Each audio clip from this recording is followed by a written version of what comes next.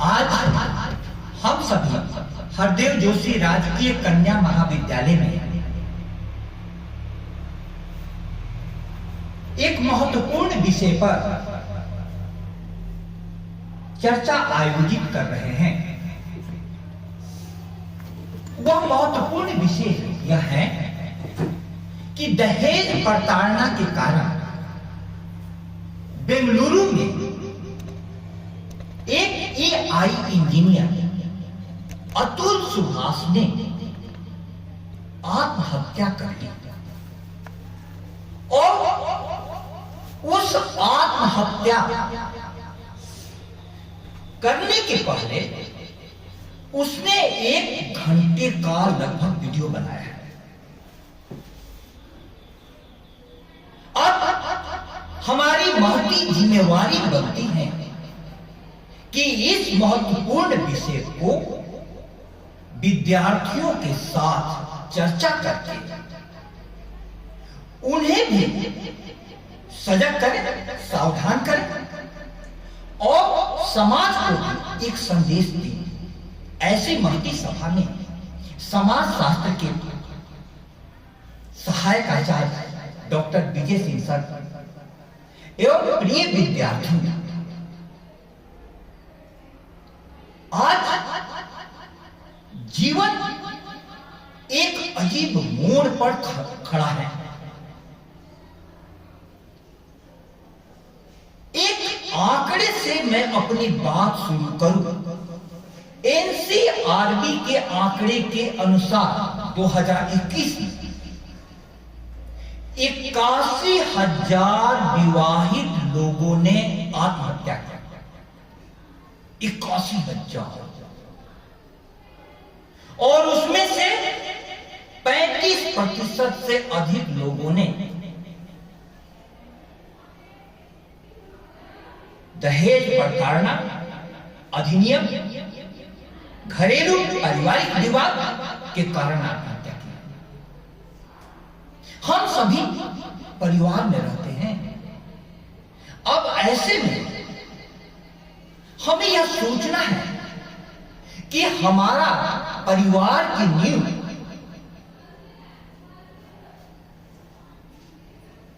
क्या है, कहां से परिवार की नींव पड़ती है। जब व्यक्ति ब्रह्मचर्य आश्रम के बाद गृहस्थ आश्रम में प्रवेश के लिए दाम्पत्य जीवन में प्रवेश करता है,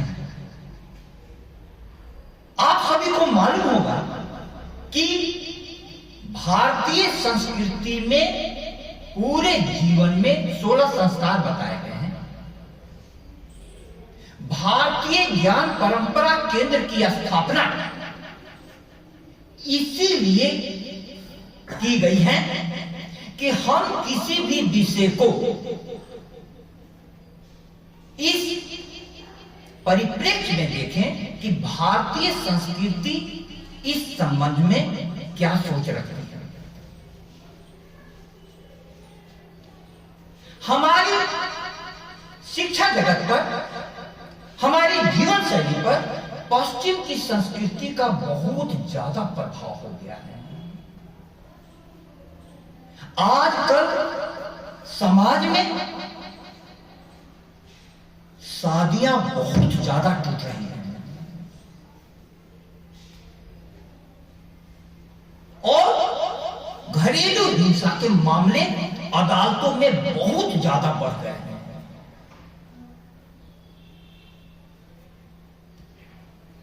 ऐसे हालात में हम सभी को यह देखना होगा, सोचना होगा कि जो परिवार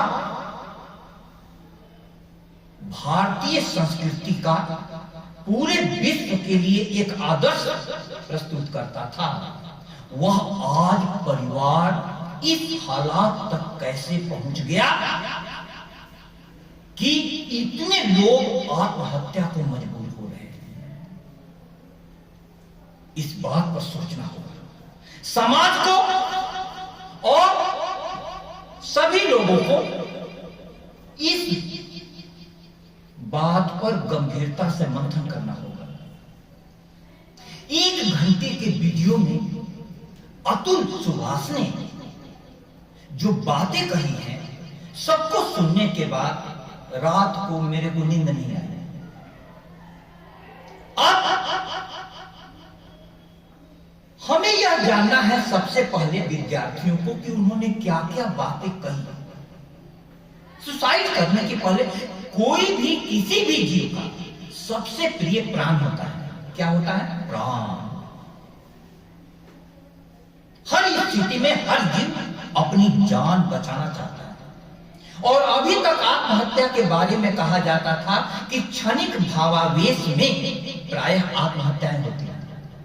क्षणिक भावावेश में गुस्सा आया, कुछ हुआ व्यक्ति, और यह सोचा जाता था कि उसको कोई समझाने वाला हो, उसको कोई बताने वाला हो तो वह आत्महत्या रुक सकती थी।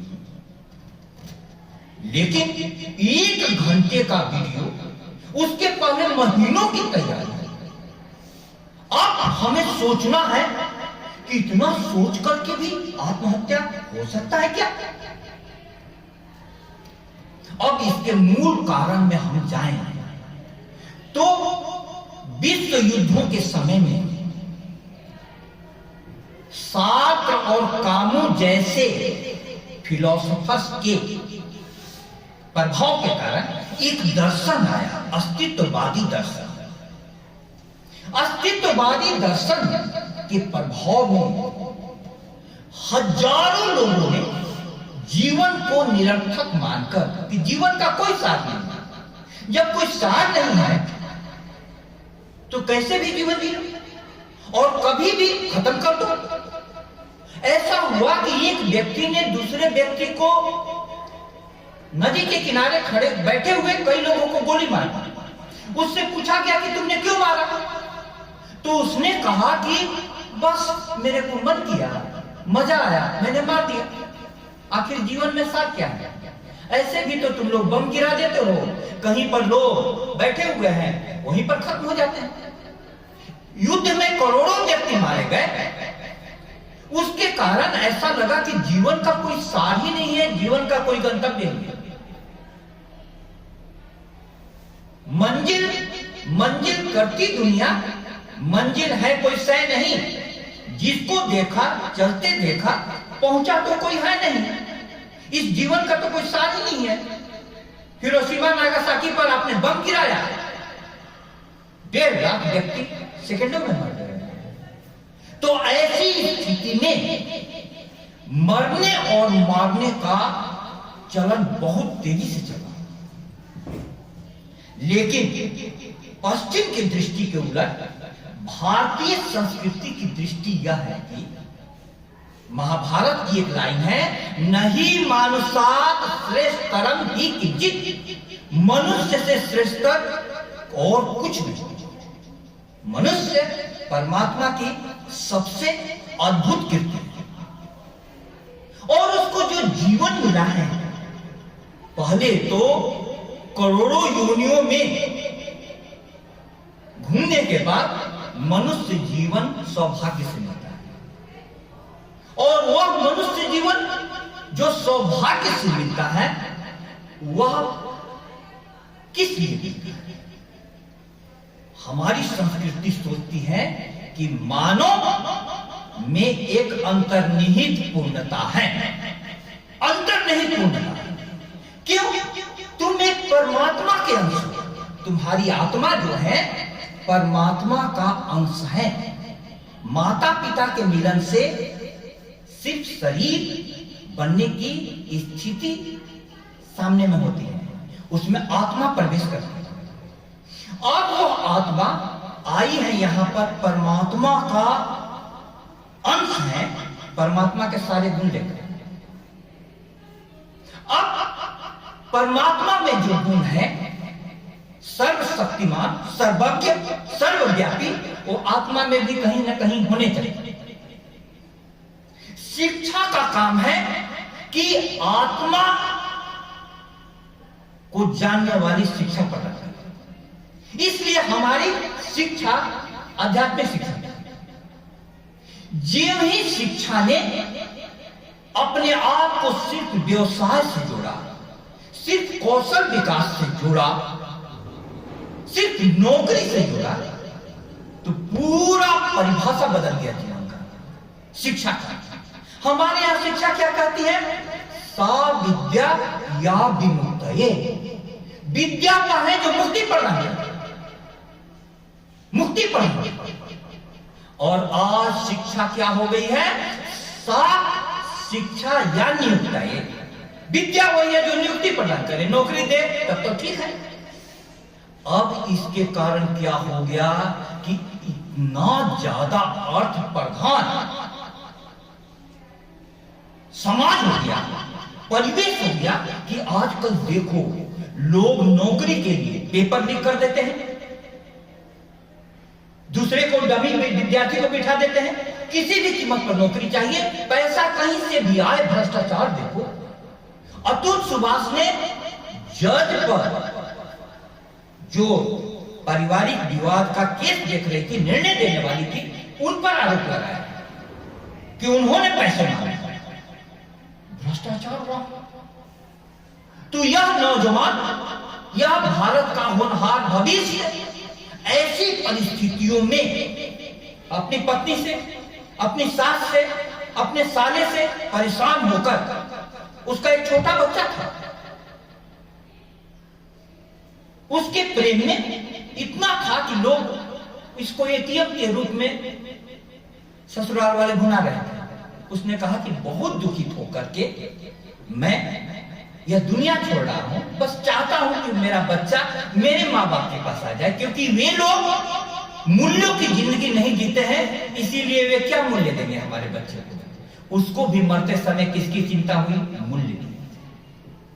प्रिय विद्यार्थी, मैं कहना क्या चाह रहा हूं, हमारी संस्कृति में 25 साल ब्रह्मचर्य आश्रम, जो आपका विद्यार्थी जीवन का आश्रम है, किसकी तैयारी के लिए होता था? गृहस्थ आश्रम की तैयारी, गृहस्थ आश्रम की तैयारी। हम लोग गुरु के आश्रम में बच्चों को भेज देते थे और गुरु के साथ सोना, उठना, बैठना 24 घंटे, गुरु के ज्ञान को ग्रहण करो, भिक्षाटन करो और 2 कपड़ों में जिंदगी गुजारो, ज्ञान की साधना दिन रात। तब जाकर करके एक ऐसा व्यक्तित्व तैयार होता था। आप लोगों के विद्यालयों में भी लिखा हुआ है कि ज्ञानार्थ प्रविशत सेवार्थ गच्छत, ज्ञान के लिए आओ, सेवा के लिए आओ। तो चारों आश्रमों में सबसे कठिन आश्रम आप जान करके आश्चर्य करेंगे, गृहस्थ आश्रम। क्यों? क्यों गृहस्थ आश्रम? क्योंकि गृहस्थ आश्रम के भरोसे ही ब्रह्मचारी भी पलते हैं, वानप्रस्थी और सन्यासी को भी सपोर्ट गृहस्थ आश्रम करता है। और गृहस्थ आश्रम में शादी विवाह हमारे यहाँ मौज मस्ती के लिए नहीं होती थी। किस लिए होती थी? एक संतति को जन्म देना और अपने आप को पितृऋण से मुक्त करना। पितृऋण क्या होता था? माता पिता ने जैसे तुमको जन्म दिया, पाला पोसा, पढ़ाया, योग्य बनाया, उसी प्रकार से तुम भी बच्चे को जन्म दो, पालो पोसो, उसको योग्य बनाओ, ताकि वो समाज और राष्ट्र की सेवा कर सके। इस और सारे कुटुंबों का भरण पोषण करना। इसीलिए गृहस्थ आश्रम सबसे कठिन आश्रम है। आज क्या सोच हो गई है कि खाएंगे, पिएंगे, मौज करेंगे और क्या। अब जो ही आप इस सोच के साथ जाते हैं दाम्पत्य जीवन में, त्यों ही आपकी अपेक्षा एक दूसरे से बहुत बढ़ जाती है। आप सोचिए, लड़की की अपेक्षा लड़के से कि ये हमें राजकुमारी की तरह रखेगा, लड़के की अपेक्षा लड़की से कि हमें एक अप्सरा के समान सारे प्रकार के सुखों से भर देगी। अब इतनी अपेक्षाओं के साथ जो गृहस्थ आश्रम शुरू होता है, उस आश्रम के कारण दोनों भिखमंगे जैसे सिर्फ चाह रहे हैं दूसरे से इस मोड़ पर मैं अब्दुल कलाम साहब को याद करूंगा कि वे कहते थे कि कोई भी लड़का या लड़की जन्म लेती है तो लाला बेटा लाली बेटी, ला ला ला यही करती है, मतलब भिखमंगा मानती है। लेकिन शिक्षा क्या कर देती है? दा दा, लड़के को दादा बना देती और लड़की को दादी, देने वाली। दादा और दादी माने देने वाली। अब देखो, जिन ही तुम गृहस्थ आश्रम में प्रवेश के पहले ब्रह्मचर्य आश्रम में सारे कष्टों को सहो, जमीन पर सोना, 2 कपड़ों में रहना, भिक्षा मांगकर खाना, सारे कष्टों को सहो, तो तुम्हारा शरीर क्या हो गया? कष्टों के स्वागत के लिए तैयार हो गया। अब तुमको 2 कपड़ों की जगह जिन ही शादी में 20 कपड़े मिलेंगे, तुमको लगेगा कि पूरी दुनिया का खजाना मिलेगा। जिन ही जमीन पर सोने वाले को शादी में पलंग मिलेगा, उसको लगेगा कि स्वर्ग आ गया। भिक्षा मांगकर सूखी रोटी खाने वाले को जिन ही पकवान मिलेंगे, उसको आनंद की कोई सीमा नहीं रहेगी। मैं कहना क्या चाहता हूं, आज हो गया है उल्टा। प्रेमचंद की एक लाइन है, अमीरी की कब्र पे पनपी हुई गरीबी बहुत जहरीली होती है, बहुत जहरीली। क्या चेंज करना है? आत्महत्या के कारण क्या है? जितने भी पारिवारिक मामलों में आत्महत्या हो रहे हैं, जिनके साथ तुमने 7 जन्म का साथ है, हमारा तुम्हारा यह जोड़ा, उसके लड़के को ही नहीं, पूरे लड़के के परिवार को फंसाओगे। तुम्हारी इच्छा ही कैसे हो गई? मन में यह कुत्सित विचार कहां से आया? पूरा परिवार गिरफ्तार कर लिया जाता है। यह एक ब्रह्मास्त्र दिया गया था। क्या था ब्रह्मास्त्र? निश्चित रूपेण लड़कियों के साथ शादी विवाह में थोड़ी उनके साथ गलतियां हुई। बहुएं दहेज के कारण जलाई गई। दहेज के लिए कई प्रकार के उनके परिवारों को टॉर्चर किया गया। तब एक कानून लाया गया। इस कानून अपने समय में अपने लड़कियों की सुरक्षा का कवच बना। लेकिन आज यही कानून पूरे भारत में इस रूप में आया है कि लोग बोल रहे हैं, कल सबसे बात हो रही थी, बोल रहे थे कि महिला आयोग की नहीं, पुरुष आयोग की भी जरूरत है। यहां तक स्थिति पहुंच गई है। पुरुषों को अपनी सुरक्षा की मांग करनी पड़ रही है, क्योंकि लड़की ने यदि जाकर करके सिर्फ थाने में कंप्लेन कर दिया कि हमारे साथ अत्याचार होता है, जिसका नाम लेगी पुलिस तुरंत उसको गिरफ्तार करके ले जाएगी। इस बात को जानो। यह क्या था? ब्रह्मास्त्र। कमजोर समझी जाने वाली लड़कियों के हाथ में क्या दिया गया था? ब्रह्मास्त्र। लेकिन सही शिक्षा के अभाव में लड़कियों को यह पता नहीं चला, लड़की वाले परिवार को, कि ब्रह्मास्त्र का उपयोग बहुत सोच समझ कर करना चाहिए, नहीं तो ब्रह्मास्त्र छीन लिया जाए, उसका दुरुपयोग हुआ। अब इस दुरुपयोग पर समाज के सभी लोगों को बैठकर विचार करना होगा। लेकिन भारतीय ज्ञान परंपरा के आलोक में मैं कहना चाहता हूं कि किसी के साथ भी आपकी पटरी नहीं बैठती है। किसी के साथ भी आपके अनबन होते रहते हैं, बहुत ज्यादा कलह होते हैं। तो आपको एक दृष्टांत सुनाओ। महात्मा बुद्ध हर शादी के अवसर पर जहां भी मौका मिलता था पहुंच जाते थे। लोगों ने कहा कि अपने सन्यासियों के साथ, भिक्षुओं के साथ पहुंच जाते थे। लोगों ने पूछा कि आप क्यों आते हैं? बोले कि मैं यह संदेश देने आता हूं कि कल गृहस्थ आश्रम में कई प्रकार की चुनौतियां हैं। उन चुनौतियों से तुम यदि बहुत ज्यादा परेशान हो जाना, बहुत ज्यादा टूट जाना, जब मरने की इच्छा होने लगे, तब तुम यह जान लेना कि एक और रास्ता है, वह रास्ता है सन्यास का। कौन सा रास्ता? सन्यासी। सन्यासी बन जाना। एक रास्ता तो उन्होंने खोला। आज जरूरत है भारतीय ज्ञान परंपरा के इस उदाहरण की।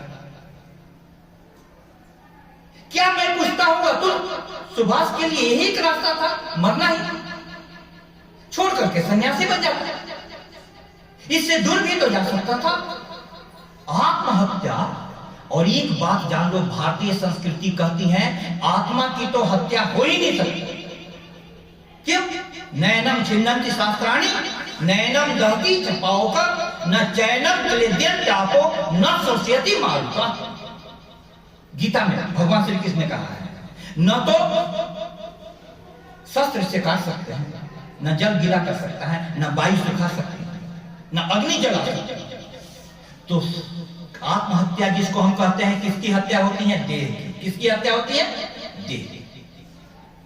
आपने देह हत्या करी, देह फिर जन्मे तुरंत। अतुल सुभाष जी का इधर हुआ, उधर जन्म हो गया भारतीय संस्कृति। अब आप फिर इसी मन के साथ गए, तो देह हत्या नहीं। मेरी बात आपको समझ में आ रही है? यह देह हत्या। अब दूसरी बात है मन। भारतीय संस्कृति कहती है कि तन पर के लेवल पर कोई कष्ट हो तो तुम्हें क्या करना चाहिए? मन के लेवल पर चले जाओ। मन, तन दिखाई देता है लेकिन उससे ज्यादा ताकतवर मन है। इस कॉलेज में एक मैडम थी, सीमा भारद्वाज में, दिव्य सी दिखती थी। अचानक उनको 2 पैरालिसिस का भी अटैक हो गया और कैंसर का भी। पैरालिसिस ने बाहर से सुंदर चेहरा विद्रूप कर दिया और कैंसर में अलग से। लेकिन फिर भी वे आज भी पढ़ाई में अपने मन को लगाए हुए। देखो संघर्ष कर रही है, मर तो नहीं है। तन के लेवल पर कोई भी तुम्हारी समस्या है तो किस लेवल पर चले जाओ? मन के लेवल। अच्छी किताबें पढ़ो, अच्छे लोगों से विचार शेयर करो, सब करो, तुरंत तुम्हारे तन की समस्या दूर हो जाएगी। एक बार सर मैं क्रिकेट की प्रैक्टिस कर रहा था और यहां पर बॉल लग गया और खून बह रहा था। मेरे को पता नहीं, फिर बॉलर आते, फिर मैं खेलता, फिर खून बहता, फिर पोंछता, फिर खेलता। आधे घंटे के बाद पता चला कि यहां 4 टाके लगाने की जरूरत है। क्यों? क्योंकि चोट तो तन पर था लेकिन मन किस पर था? बॉल पर था। तन के लेवल पर कोई समस्या है विद्यार्थियों, तुम्हारे पैर में चोट लग जाए, कोई भी हो, किताब लेकर के बैठ जाओ, बेड पर आराम से बैठो, घूमने की क्या जरूरत है? तो तन के लेवल की समस्या का समाधान कहां? मन के लेवल। अब मन के लेवल पर हम लोग को इसीलिए क्या कहा गया है? मानव। क्या कहा गया है? मानव। मन हमारा, तुम देखोगी अपने मन को कितनी इच्छाएं करता है। अभी बैठे बैठे मन करेगा कि मैं कांति पिकअप घूमने चला जाऊं, वहां गोलगप्पे खाऊं, और भी एक साथ कई प्रकार के मन करेगा। लेकिन अभी तुम्हारा मन किस बात पर है? एकाग्रचित। मेरी बात है, मन एक जगह एकाग्रचित है। मन के लेवल पर मन एक दूसरे का नहीं मिलता है तो दाम्पत्य जीवन में कलह होता है। मन मिलने का मतलब क्या हुआ? हम लोग कॉलेज में हैं, तुम्हारा मन ऐसा हो कि ज्ञान का प्यासा, जिज्ञासा, जानने की, और हमारा मन ऐसा हो कि देने के लिए लालायित है, तब देखो कॉलेज स्वर्ग है। लेकिन हो क्या रहा है? तुम्हारा मन ऐसा है कि गार्डन में बैठकर बाहर में धूप सेक कर करके स्कूटी और स्कॉलरशिप की सूचना लेकर के चले जाना है। और हम लोगों का मन ऐसा है कि दिन रात पढ़ने को मन करता है, उसमें सूचना तैयार करने में हम लोगों के पसीने छूट जाते हैं। सर को तो मैंने तैयार किया, अब गहरी बातें इन्होंने बोल दी। तो मन के लेवल पर समस्या हो तो कहां जाओगे? आत्मा के लेवल, आत्मा के लेवल पर। अब इस बात को कोई समझाता ही नहीं। भारतीय ज्ञान परंपरा कहती है मान लो कि तुम्हारा किसी से विवाद है, लेकिन शरीर तो भिन्न भिन्न माँ बाप के, तुम लोगों के अंगूठे की जो छाप है ना, किसी का भी एक है, 8 अरब आबादी है, 8 अरब अंगूठा है, सबकी अलग। इतना यूनिक व्यक्ति है, इतना यूनिक, अनूठा अनूठा। अब इतना अनूठा है, लेकिन एक आत्मा जो आई है, कहां से आई है? परमात्मा से। परमात्मा क्या चाहिए? तो तुम जो ही मन के ऊपर आत्मा की खोज में लगती हो, आत्मा माने अपने अंदर जाओ। हमारी किसी से कोई अपेक्षा नहीं। गीता में भगवान श्री कृष्ण का बहुत प्यारा अर्जुन को उन्होंने कहा, जब अर्जुन पूरी तरीके से डिप्रेशन में चला गया था, तब उन्होंने कहा, प्रजहाति यदा कामान सर्वान पार्थ मनोगता आत्मन्येव आत्मना तुष्ट स्थित प्रज्ञस्तदुच्यते। सारी कामनाओं को छोड़ो। मान लो तुम्हारा घर में किसी से नहीं बन रहा है, तुम्हारे अनुसार चले ये क्या जरूरी है? अपनी इच्छाएं तो तुम छोड़ सकती हो।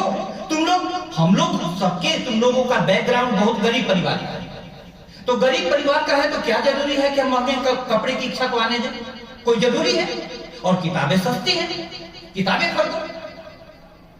कपड़े की इच्छा ही मत आने दो, तुम अमीर हो। घूमने की इच्छा ही मत आने दो, तुम अमीर हो। लेकिन यह कहां से आएगी?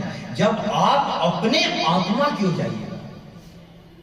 स्वामी विवेकानंद की तस्वीर है। स्वामी विवेकानंद क्या कहते थे?